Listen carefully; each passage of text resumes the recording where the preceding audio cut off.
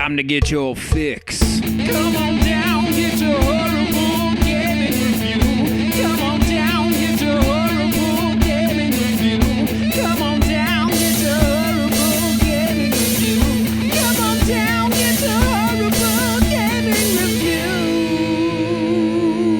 Wow. Hello, my name is Zachariah with Old Man Gaming. Welcome to another horrible review. If I can welcome you. This is going to be a rough one. The word horrible in the title of this video does not necessarily refer to the content, but instead the quality of the review itself. I do snap judgment reviews here. I get 5 to 10 hours with the game before I review it for you guys. I'm just trying to give you a sense as to whether you're going to have fun with this game right away or not. On top of that, I do not give scored reviews to video games. I do not believe in it for video games. I think it's one of the most subjective forms of art, and therefore, I will give you, well, let me stop right there, because I'm going to do this one a little differently. Normally, what I would say is I would give you a list. I would give you an overview of the game, then I would list the pros and the cons in my point of view, as all things are with any review, and then I'd tell you whether I personally was going to stick with it past the uses of this actual review. That's not going to be the case today, because today I review Square Enix and Crystal Dynamics' Marvel's Avengers game. And I just want to say, right off the bat, before I get into the meet and greet of this, I think the only way to actually do this review is to go through it as I experienced it and give you the pros and cons as I experienced them. With that said, this was probably going to be one of the longer reviews I've ever done. Especially since I want to give another disclaimer. A disclaimer before I actually get into whether or not I like the video, the game. This disclaimer is this. I have never experienced a game have such a profound effect of toxicity on my life, my personal life, outside of gaming before. Again, regardless of whether or not I think the game is quality or not, this game itself caused me to get into disputes, possibly even arguments with both friends and family over this. This game has been the point of a lot of stress in my life, and it seems silly because I didn't design this game. I have nothing riding on this game. This game does good or bad. It doesn't really affect me in the long run. But nevertheless, my podcast that anybody who listens to this channel may or may not have checked out, as well as my friendships, have in some small way suffered from this game. And I just feel that needs to be pointed out. Whenever we would get in an argument, whether we were on the side of the game or the side against the game, it just seemed so standoffish. And I feel like it all roots from the way this game was presented to the world and the way this game reacted to it. The reason I'm saying this is I am very dedicated to transparency on this channel for anybody who has listened to or watched any of our stuff. Like or hate what I put out there, it is my honest opinion every step of the way. And I'm honest with you guys about how I come to those decisions. I can't say that is not going to have an effect on my review. There's just no way it couldn't. And in a perfect world, I wouldn't be doing this review, but this channel is me and 2 other guys, and I would have to say all 3 of us have been affected by this toxicity on the presentation of how this game has been put forth. We have argued about this game. We have argued about post-launch as to whether or not it's right what they're doing or wrong. We have argued about all of that, and that has had a negative effect on me to the point where I wasn't excited to get the game. When I got the game, I was almost bummed because no matter what happens, whether I like this game or hate this game, somebody's going to be upset. And I don't like to be negative. Everybody here knows it. If I give negativity in a review, it means I really mean it because I don't like to put it out there. So that being said, let's talk about it. Again, this is not going to be your normal run-of-the-mill thing. I'm not going to give pros and cons like I usually do. I'm just going to go through my experience with this game. Of course, Everybody who has listened to the channel or podcast will know that when I heard about this game, I was not excited about it. It didn't matter to me. Then, as things came out, I got very excited about it. Then more stuff came out, and it caused rifts. The monetization of this game has been nothing less than controversial, and that's putting it mildly. There have been choices made on this game and by the Square Enix and Crystal Dynamics that have hurt the game and hurt the community at large. In addition to that, that stuff can't be not mentioned. It's definitely a con. Even if you've never played the game, it's a reason not to play it. And that's a bummer, but that's the truth. So, that out of the way, I'm going to point out my first terrible experience with this game. And that was the way it was released. You see, I pre-ordered it on Steam. It's the first game I've actually purchased for my brand new PC. I was very excited, at least when I did the pre-ordering, not so much when I got the receiving. They did not make the game live for standard edition pre-order people until noon on September 4th. That's ridiculous. Let me explain why. First of all, if you're going to pre-order a game or release a game or whatever, usually these games have just a universal turn-on time. And, it turns on at a different time for everybody in the world because of time zones. However, I think that's silly. I don't think that needs to be there. I can't imagine in 2020 we can't program each specific time zone to turn on at midnight. And then, of course, people out there would be like, well, you don't want somebody being able to play it 2 hours ahead of other people. Normally, I would agree with you. Make it universal and different times, but everybody's actually technically playing it at the same time. The problem is, though, is that this game has been being played by the people who got the big badass edition 3 days prior. So why not program it to go midnight for everybody in every time zone? It was kind of ridiculous that it wasn't. On top of which, if you, on September 4th, woke up, drove to Walmart, purchased a copy of the game, brought it home, installed it, you would be playing for well before noon. Well before noon. Walmart opens it. I mean, it's usually 24 hours. I don't know if it is right now, but at least 8 a.m., I could have been playing it by 10 with the 18 gigabyte patch, which instead I have to wait for noon just to install the day one patch, which takes another half hour to install, which definitely miffed me right off the bat. Then I go in, I'm excited, I get to play. There is a lot of cool stuff right off the bat. But then I end up in the A-Day scenario. Everybody played it in the beta. I did too. Now, everybody in the world was pointing out all these glitches, and I didn't point out any glitches because I didn't notice any. I didn't have any problems with any glitches in this game until, of course, I pay $60 and get it day one.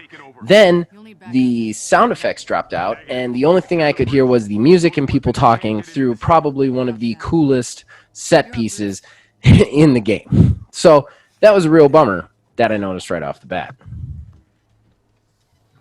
So I've been pretty negative so far, and everybody out there is probably thinking, don't buy this game. Oh, man, he hates this game. I'm going to stop you right there. I don't hate this game. Don't hate it by a long shot. I want to say right off the bat, the best part of this game, I'm going to echo just about every other review out there and say that it is the voice acting and writing of the story of this game. It is absolutely phenomenal, and it is an absolute travesty that due to all the weird microtransactions, the weird way they decided to make this game, a weird way they decided to present it to people, it's probably going to be snubbed by Game Awards, where it deserves every award just on that level. The writing is top-notch, and I'm saying this personally. I might get hate for it or not. From what I have seen of the campaign, and it is a short campaign, it's only 9 hours, so I'm probably about halfway through it, it is the best Avengers story in any sort of moving capacity, not in comics, that I have ever seen. I am that into it. I love it. I love the characters. They present awesome 3D characters, and they're not just carbon copies of the movie. They're not just ripped out of the comics. They're very much their own characters for this game, and it's great. It is absolutely great. The voice acting of even the B players in this is so good. It just brings so much life to it. There is a scene early on with just NPCs beating up other NPCs, and the voice actors committed so heavily to it that it's just such a believable scene. It wasn't throwaway at all. They nailed that. They nailed that to a T. And whatever I say from here on out, that is without a doubt the best part of this game. The absolute best part of this game. Now let's talk about some of the things that probably aren't as good. Let's talk about the combat. Okay. So, I have heard a lot of people on the internet compare this to a mobile game. This doesn't feel like a mobile game. It doesn't look like a mobile game. It doesn't really play like a mobile game. I don't know where that came from. I think it came from just the fact that it's very monotonous, but it's still a level of polish well above anything that a mobile game would produce. And I've played plenty of mobile games. This is not a mobile game. However, that being said, the combat is tricky because I started playing the combat and I did actually enjoy it. I think there is some nuance and interesting ideas to it. The problem is that they dialed the difficulty down so much, and they dialed the punishment for failure down so much that it doesn't really matter, and that's really where the problem is. The problem isn't necessarily in the fact that the combat system isn't good. It's just that anybody can go in and press the same buttons over and over and over again and win. Whereas I can go in and I can be very smart about it, and I can be very tricky about it, and I can actually feel good in the combat, but you realize really fast that it doesn't matter. And that's really the problem. The problem is there's no reward for being good at the game itself. You can be good at it. Other people have made it seem very button mashy, and it can be if you just go in and mash the buttons. But you can be good. There is nuance. It's just they dial down the punishment for failure, the punishment for getting hit so much that it doesn't matter. It doesn't matter if you're good at it. And if it doesn't matter if you're good at it, that's when it doesn't matter how you play. And then you just start mashing buttons. I've also seen a lot of reviews criticize the RPG level of this. I actually like that part. I like the part of customizing the Hulk. Somebody had pointed out, well, if you're level 0 here, they defeated, but they're older and they've been doing it forever. How would they be? It's all relative. You're level 1 to 0 here, but you're actually level 25 in a story prior. That's just how you have to look at it. I didn't mind that part. It didn't bother me at all. There's so many games that do this kind of stuff. That didn't affect me in any way, shape, or form. And I actually enjoyed the customization until I realized that the customization really doesn't matter. And that is another huge problem. Because fundamentally what this game is a really, really, really good 9-hour campaign inside a very large games as service package. And that games as service package doesn't give you anything. You can collect gear. The gear has no effect whatsoever. It just raises power level until you get later to later pieces which start to have percentage effects, which you can build out. Those seem to have some effect on combat. Especially the legendary stuff. This was from the beta, but there was a pin particle thing that you could get that would actually shrink enemies. That was very cool. I like that.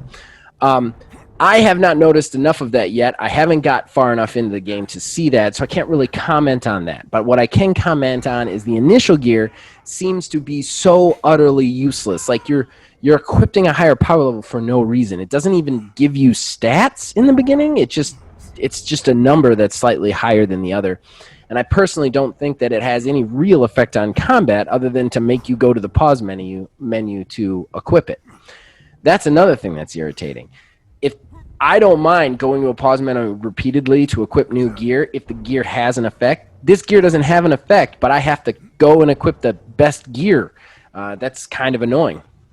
The other thing is while you can increase your tree, you get new skills. They have 3 pages of stuff that just doesn't really matter. You get some new moves, but they don't really do that much more damage. The only things that really matter is you can get these stat increases to your main abilities, like Hulk's Rage. You can make it last longer and cost less. But the actual move stuff didn't really feel, meaty enough to me. And that's the problem. If you want a games as service game, it has to be about the post-launch. It really does. And I feel like they put all their eggs into the story, the 9-hour story campaign. And that's fine for a game that's centered around a 9-hour story campaign. But this is a game that's supposed to be all about the games as service with a 9-hour campaign.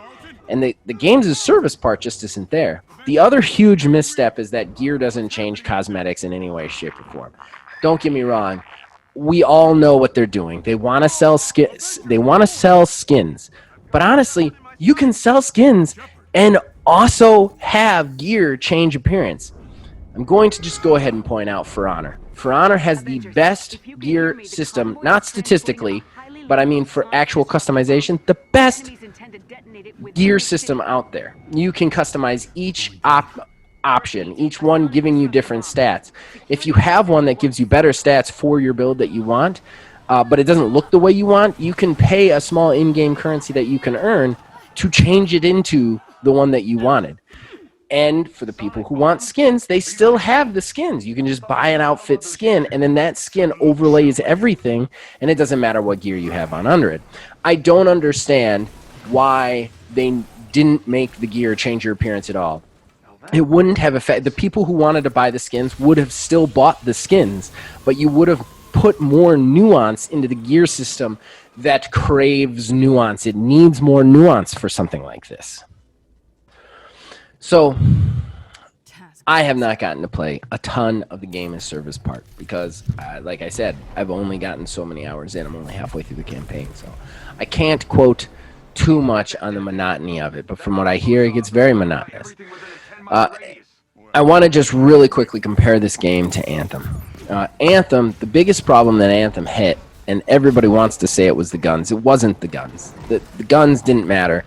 The fact was that you didn't have anything to do. The thing to grind was you had 3 things that allowed you to grind for a very small percentage of legendary items. The content has to be there. You have to have a wide range of things to do that feel different. From what I understand, it's mostly just aim guys that you just bash over and over again in the games of service for gear that doesn't change your outfit or really your statistical loadout. So you end up in this really tricky situation where that's the part that feels like a mobile game to me.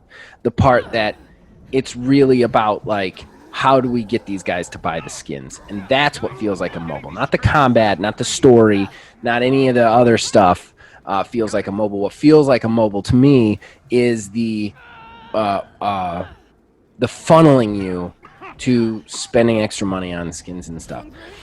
What bothers me, too, is that what good are the skins in a game that you're going to get bored playing? There needs to be focus on what to do and stuff to do post-launch game. That being said, I do want to say, if the quality of writing that they have presented on the main story, if we get another story arc like that every time one of these characters releases, which is what it looks like it's going to be, then I'll tell you right now, that will be enough to keep me playing. The story and narration in this is absolutely phenomenal. And just to put that in perspective, I don't like a ton of story and narration in my video games. If I want to watch a movie, I'll watch a movie. I tend to like games that give me a small amount of story that just kind of explains why I'm in the action and get me in the action as fast as possible. Or if it's story, allow me to play through it, like conversationally, so that I feel like I'm a part of it.